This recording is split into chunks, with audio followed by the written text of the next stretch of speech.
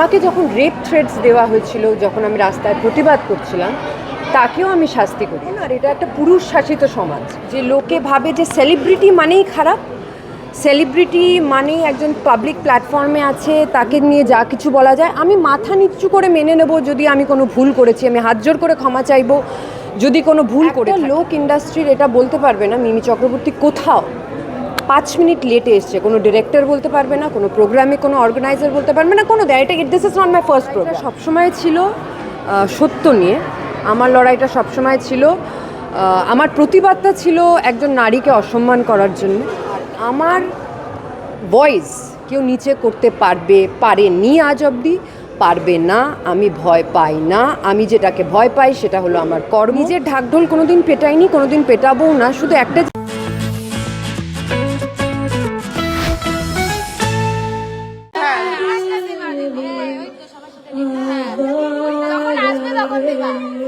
আপনারা মিমি চক্রবর্তীকে দেখলে অবশ্যই এখন রাত্রি 12টা বেজে গেছে, এখন মিমি চক্রবর্তী প্রোগ্রাম এখানেই শেষ।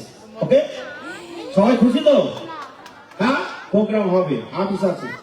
ওকে, একই না নয় বলবে। Thank you so much Mimi.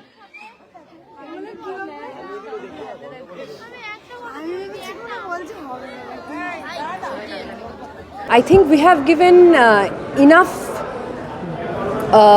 publicity to a person who doesn't deserve it, and আমার লড়াইটা সবসময় ছিল সত্য নিয়ে, আমার লড়াইটা সবসময় ছিল, আমার প্রতিবাদটা ছিল একজন নারীকে অসম্মান করার জন্য। আমি নিজের ঢাকঢোল কোনোদিন পেটাইনি, কোনোদিন পেটাবও না। শুধু একটা জিনিস সবাইকে মনে করিয়ে দিতে চাই, যে রাস্তায় একা দাঁড়িয়ে ড্রিঙ্কিং অ্যান্ড ড্রাইভিংয়ের অ্যাকিউজডকে আমি একা ধরেছিলাম। একজন ট্যাক্সিওয়ালা যখন অশালীল কমেন্ট করছিল, তাকে শুধুমাত্র পুলিশের কাছে ধরিয়ে দিইনি, আলিপুর জেলে গিয়ে, মেল জেলে গিয়ে তাকে আইডেন্টিফাই করেছি ম্যাজিস্ট্রেটের সামনে, তার শাস্তি করিয়েছি, গোপন জবানবন্দি দিয়েছি। আমাকে যখন রেপ থ্রেটস দেওয়া হয়েছিল, যখন আমি রাস্তায় প্রতিবাদ করছিলাম, তাকেও আমি শাস্তি করিয়েছি। তো এইবার তো আবার আমার উপরেই আসছে ব্যাপারটা। অন্যের জন্য যদি করে থাকি, তো নিজের জন্য তো আমি মুখ বন্ধ করব না। আর এটা একটা পুরুষ শাসিত সমাজ, লোকে ভাবে যে মেয়েদের ওপর যদি আমরা চিৎকার করি, মেয়েদের ওপরে চারটে। আর আজকাল মিডিয়া ট্রায়ালসটা এত বেশি হয়ে গেছে চারদিকে, যে লোকে ভাবে যে সেলিব্রিটি মানেই খারাপ, সেলিব্রিটি মানেই একজন পাবলিক প্ল্যাটফর্মে আছে, তাকে নিয়ে যা কিছু বলা যায়। আমি মাথা নিচু করে মেনে নেব যদি আমি কোনো ভুল করেছি, আমি হাত জোর করে ক্ষমা চাইবো যদি কোনো ভুল করে থাকি। কিন্তু যদি ভুল না করে থাকি, তাহলে আমি একটা কথা বলেছিলাম, এই শেষ যদি আমি দেখতে চেয়েছিলাম, আর এটা শুধু তার শুরু। আর মিথ্যে বারবার করে বললে সেটা টিআরপি হতে পারে, সেটা কোনো দিন সত্য হয় না। আর আজকে আমি নিজের জন্য দাঁড়াইনি, আর আমি আজকে একটা গ্রাম থেকে উঠে এসেছি, তো সো আমি আজকে 15 বছর, 2010 ধরো, 2009 থেকে কাজ শুরু করেছি, 2010 ধরে নিই, আজকে 2026-এ দাঁড়িয়ে আছে।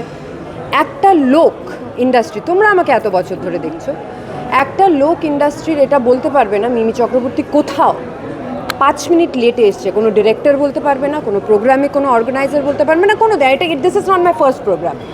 আজকে আমি আমার অপমান নিয়ে প্রশ্ন উঠিয়েছি বলে সেই জিনিসটা ডাইভার্ট হয়ে এমন একটা জায়গায় গেছে যাতে সেলিব্রিটিকে অ্যাকিউজ করা হয় যে আমি লেটে এসেছি। কারণ কি, এটাই লোকে খাবে, কারণ কি লোকে জানে যে সেলিব্রিটিরা হয়তো লেট করে, কিন্তু লোকে এটা, আমি এটার কোনো এক্সপ্ল্যানেশন দেব না, কিন্তু আমি এটাই বারবার আবার বলবো, মিথ্যে কথাকে বারবার বললে সত্যি হয়ে যায় না।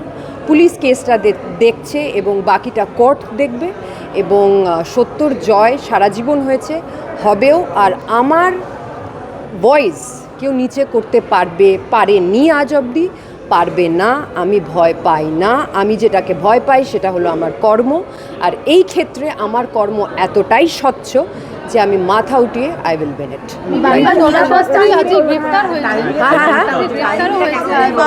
না, একদমই হয়নি। এটা তোমাদের, এটা this is the perspective, that is what I am saying, যে বারবার এই যে আর্টিস্টরা দেরি করে এসছে, এই কথাটা তোমাদের, এটা লোকের টিআরপি বেশি এটায়, কিন্তু সেটা তো ডাইভারশন। একটা মানুষ, আমি বলবো না যে আমি কি করছিলাম না করছিলাম, I was waiting behind the stage for last 20 to 30 minutes. ঠিক আছে, সেই দিকেও আমি যাব না, এটা তো কোর্ট ডিসাইড করবে। আর আমি বললাম না, আমি যদি ভুল করতাম আমি ক্ষমা চেয়ে নিতাম, কিন্তু ভুলটাকে ভুল না বলে, অপমানটাকে অপমান না বলে, সেটার উপরে বারবার অন্য রকম ভিডিও, এরকম আমি শুনেছি, এরকমও বলা হয়েছে যে আমি বাজে ব্যবহার করেছি, তার ভিডিও নাকি লোকে ছাড়বে। সেটা তো যাই হোক ছাড়া হয়নি, কারণ কি সেরকম কোনো ভিডিও নেই। এটাও বলা হয়েছে যে, আর কি কি বলা হয়েছে, বলা হয়েছিল যে সম্বর্ধনা দেওয়ার জন্য, ও ইয়েস, সম্বর্ধনা দিতে দিনই, যেটার কাউকে মঞ্চে উঠতে দেওয়া, হ্যাঁ, যেটার ভিডিও চারদিকে আছে, যেখানে আমাকে সম্বর্ধনা দেওয়া হচ্ছে, এবং যেই মেয়েটি আমাকে সম্বর্ধনা দিয়েছে, সেই মেয়েটি আমাকে, তার মেসেজও আমি ইনস্টাগ্রামে পোস্ট করেছি। যে মেয়েটি, আমার মনে হয় তোমরা তো মিডিয়া, তোমরা না এই বলের মতো এদিক ওইদিক করো না, তোমরা না যেটা সত্যি সেটাকে সামনে রাখো। কারণ কি আজকালকার দিনে এই প্যাপসের চক্করে যেটা হয়েছে, মানে সত্যটা হারিয়ে যাচ্ছে। কে আসছে, কোথায় আসছে, কীরকম জামা কাপড় পরে আসছে, সেটাই আমরা বারবার ফোকাস করছি, কিন্তু একটা নারীর সম্মান নিয়ে আমরা কেউ কথা বলছি না। এখানে অনেকে মেয়ে আছে, তাই জন্য আমি বলবো সত্যটাকে ধরে, যতটা তোমরা পারো সেটাকে ধরো, বাকিটা তো দেখো তোমাদের কাজ, তোমাদের করতেই হবে। আর আমি কিছুই বলতে চাইবো না। কর্মকর্তা তিনি গ্রেফতারও হয়েছে। হ্যাঁ, আমি তো এটাই বললাম, এটা সবে শুরু, এটা শেষ নয়। নিরাপত্তা নিয়ে একটা, আর আমার ভয়েস দেখো, আমার এই যে সবাই বলছে না, এই যে, কারণ যেটা বললাম মিডিয়া যেটা খায় আর কি, সেটাই টিআরপি। শুধু আমার সাথে তো হয়নি, আজকে যদি আমি চুপ করে যাই, তাহলে তুমি ভাবো তো এই বাচ্চা মেয়েগুলো যারা প্রোগ্রাম করে, এবং আমি নাম নেব না, এরকম আমার কাছে অনেকজনই ফোন করেছে যে আমার সাথেও এটা হয়েছে, আমার সাথেও এটা হয়েছে। আমি তাহলে তোমরা বলছো না কেন? বলছে আমরা বলছি না, পরে যদি আমরা কাজ না পাই, পরে যদি এটা হয়, পরে যদি ওটা হয়, তো এটা আমার আওয়াজটা এরকম সবার জন্য। তোমাকে নাকি বাড়ি যেতে বলা হয়েছে, Yes. তুমি যাওনি বলে Yes. সেই বহিঃপ্রকাশ, এটা কি? আমি তোমাদের একটা জিনিস রিকোয়েস্ট করব, 1:1 কোয়েশ্চেন আনসার আমরা করব না, কারণ কি আমি আবার বললাম, fake publicity, we have given them enough. একটা খারাপ মানুষের কে অনেকটা পাবলিসিটি দিয়ে ফেলেছি। আর এটাই বলতে চাই যে ভগবানের নাম করে রুদ্রাক্ষ পড়লেই ধার্মিক হওয়া যায় না, ধর্ম কর্মর থেকে হয়, কর্ম স্বচ্ছতা এবং সত্য দিয়ে হয়। তো let the court decide what is true. Thank you so much.